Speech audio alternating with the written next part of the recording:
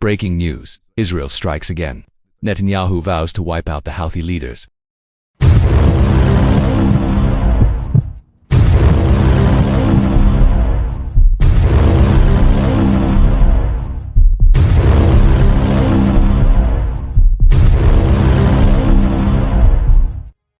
This Monday, it was reported that Houthi forces raided UN offices in Sanaa and detained 11 aid workers just days after.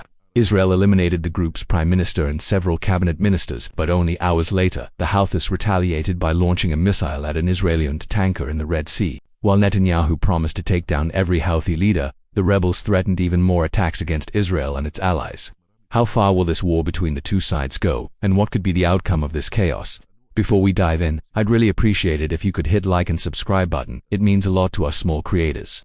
Thank you so much. Once again, the Houthis, backed by Iran, attacked the offices of UN Food, Health, and Children's agencies in Yemen's capital. They detained at least 11 employees, while security in Sanaa was tightened after Israel silenced the Houthis prime minister and several cabinet members. According to a TEFA spokesperson for the World Food Program, he told the Associated Press that security forces raided the agency's office in the Houthi-controlled capital on Sunday morning. TEFA said one staff member was detained in the city, with reports of more detentions elsewhere. The WFP repeated that the arbitrary detention of humanitarian staff is unacceptable. According to a UN official and a health official, the group also raided the offices of the World Health Organization and UNICEF. A UN official said armed men entered the office and questioned employees in the parking lot. On August 31st, UN envoy to Yemen Hans Grunberg called for the immediate and unconditional release of the detainees. He said he strongly condemned the new wave of arbitrary detentions of UN personnel in Sanaa and Houthi, as well as the forced entry into UN premises and the confiscation of UN property. At least 11 UN personnel were detained. UNICEF spokesperson Amar Rahman confirmed some of their staff were also taken and that they are seeking more information from the Houthis. Both WFP and UNICEF said they are conducting a full head count of employees in Sanaa and other Houthi-controlled areas.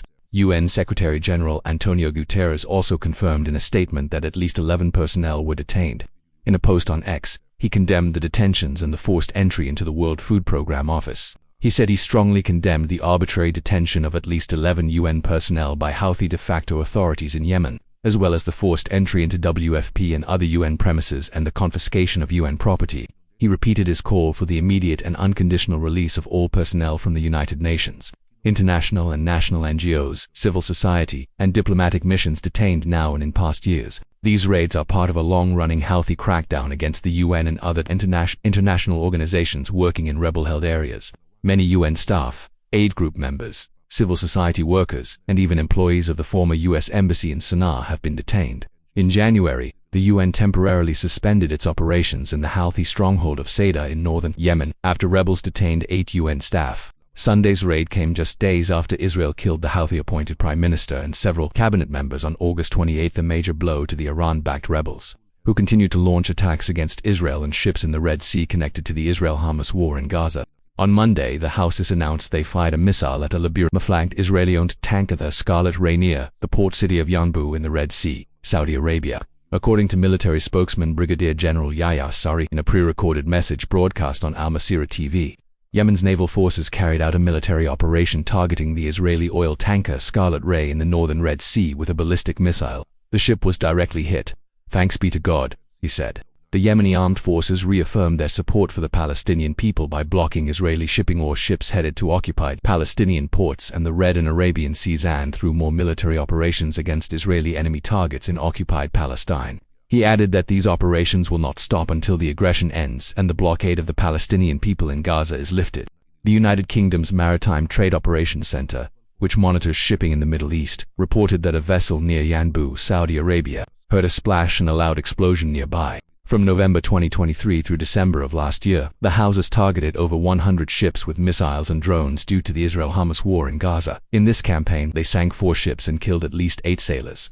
2 ships were sunk in July, with 4 deaths and several people now believed to be held hostage by the rebels. At the weekly cabinet meeting on August 30th, held at a secret location following Houthi threats, Israeli Prime Minister Benjamin Netanyahu said Israel had targeted the spokesman of Hamas's armed wing, Abu Ubaidah, in Gaza, and vowed to eliminate all Houthi leaders in Yemen. Security was also tightened for Netanyahu, Defense Minister Israel Katz, and other senior officials after the elimination of top Houthi leaders in Yemen.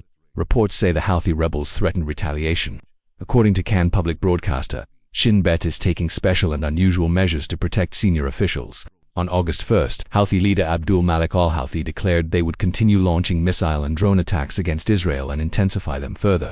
In a speech aired on Al Masirah TV, al-Houthi said, "Our martyred officials and serving ministers, those working in civilian capacities, were targeted.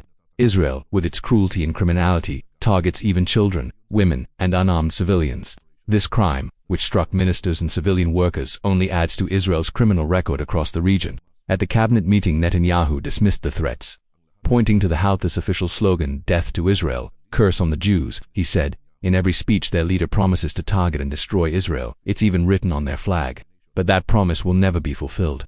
I'll promise, however, that the terror regime will be struck with greater forces already being fulfilled." Netanyahu added that the IDF has already eliminated most of the Houthi government and several military officials, and will continue silencing their senior leadership. "This is only the beginning of the campaign against the senior officials in Sanaa. We will reach them all," he said. What began as strikes against Houthi leaders is now expanding into a broader conflict, involving the UN, Red Sea shipping lanes, and even Israel itself.